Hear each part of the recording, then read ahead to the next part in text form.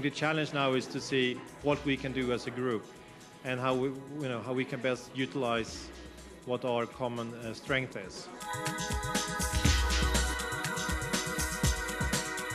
Great experiences, a great network of people, and I think really good food for thought in terms of how we have the ability to impact our social and political agendas.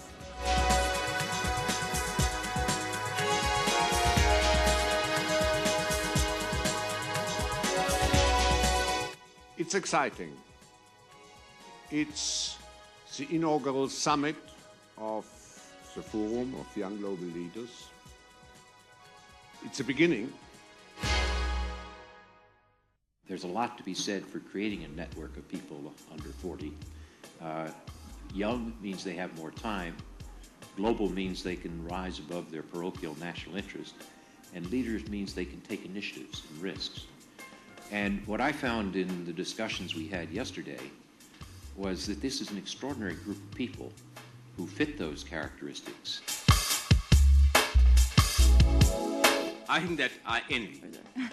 And I envy you because as I can see that the three critical challenges, in my view, are capable of being resolved by the new power of science and technology in a world which is increasingly more and more integrated and interconnected.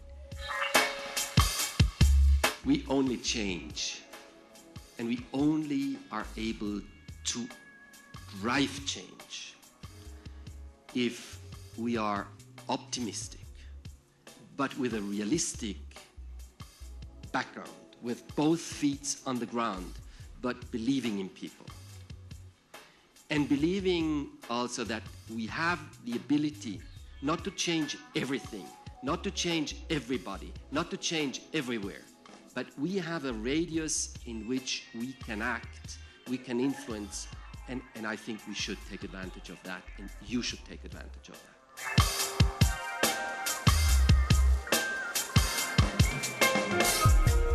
Start thinking about your vision of these 3 days and your vision of what you want the world in 2020 to look like. I think the Forum for Young Global Leaders, it's all about linkages. It's about how we link with each other, how we link with the community, and how we link with Davos. And really, that's going to be its biggest strength.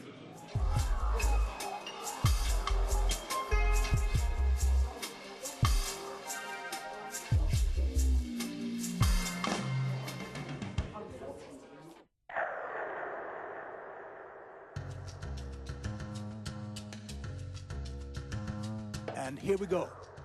I can see 465 now. Life is getting longer. Look at China there. It's getting longer. And family sizes are not decreasing. Now Mao Zedong started family planning. He's falling. India is still here. Indonesia is going there. Can you see the Latin American countries going down in family size? And the Arab countries are getting healthier and healthier, but still have very big families. The Africans are here behind, and all is falling now. Look at the miracle of Bangladesh. Bangladesh is catching up with India here. It's coming very fast. It's down to three children per woman down here. And the Arab countries are also coming down with family planning. And in the end of the millennium, we have a completely new world.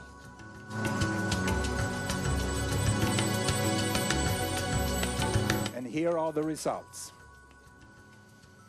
We are happy to announce that they're on par with the chimpanzee.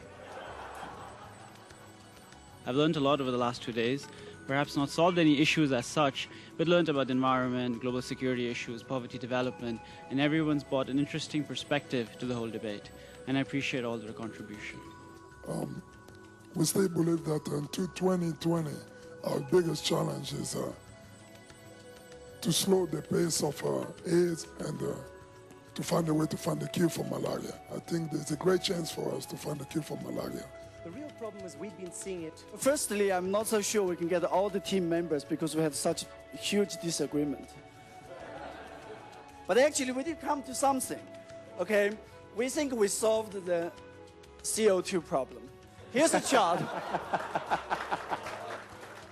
Coming from Iraq, where I come from, being in Zermatt for the past 2 days as part of this global group make me feel like I'm a citizen of the globe and make me feel supported, make me feel engaged in global issues, which is the way to go ahead. We need to create a sense of global citizenship, and this is what is happening in this summit. We are young. We have no vested interest. We can easily address taboos. We can tell politicians how things really are. Which obviously once we're 10 years further and we're all running countries or huge companies or whatever, it might become slightly more difficult. And hopefully some of the solutions locally can then deployed globally.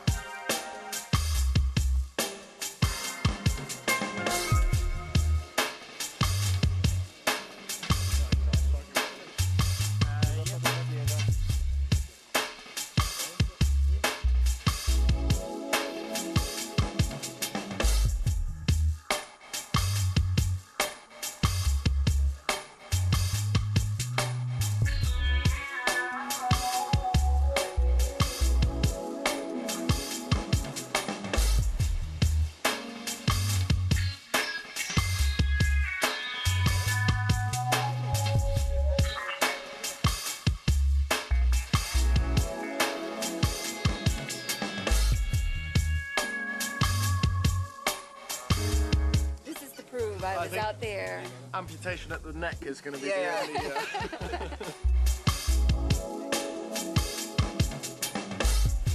My hope was to meet a lot of people a lot of folks here knew each other already, and my hope was to meet them for the first time, and it's going pretty well.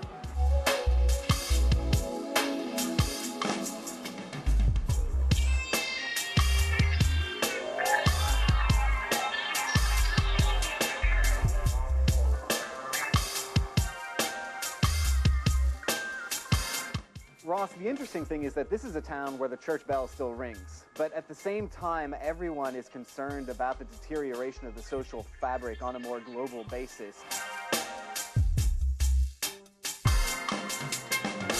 We are on the path of creating the new leaders.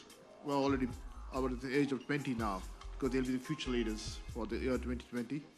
I think we ourselves at this moment in our own country, our own business, are taking the right decisions in creating the right atmosphere to generate or to make more new leaders. I think we should continue doing that. Let's be more global by understanding physically, not through the age that we grew, which was the internet and the information technology age, by being physically more aware of the issues of the world. And I think that in the hands of a few, there is, in a way, the well-being of many, and that's our job.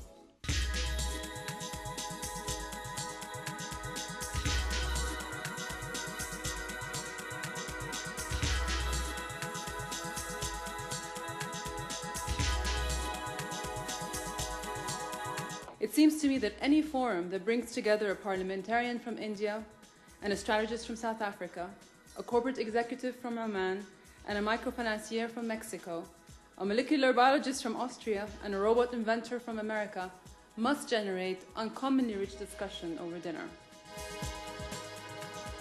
So let the bonds you forged in Zermatt be the base camp of your climb. Make the ascent together, and let the world see the possibilities beyond. Young Global Leader was a great opportunity to open my mind up, new ideas, new friends, new network, coming back with a synthesized view that's different from the one I came in. Great challenges, huge opportunity.